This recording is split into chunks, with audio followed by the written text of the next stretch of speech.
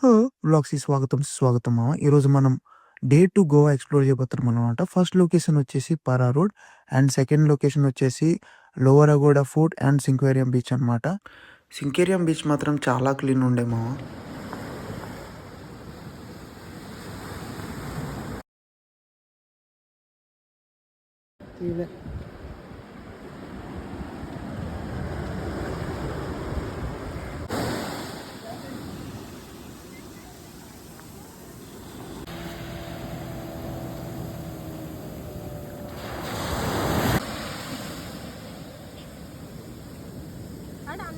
ఈ బీచ్‌లో ఎక్కువ మంది ఫారినర్స్ ఉన్నారు మామ. ఎట్లా అంటే బికినీ గర్ల్స్ అంటే కొంచెం ఫారినర్స్ బాగానే ఉన్నారనమాట.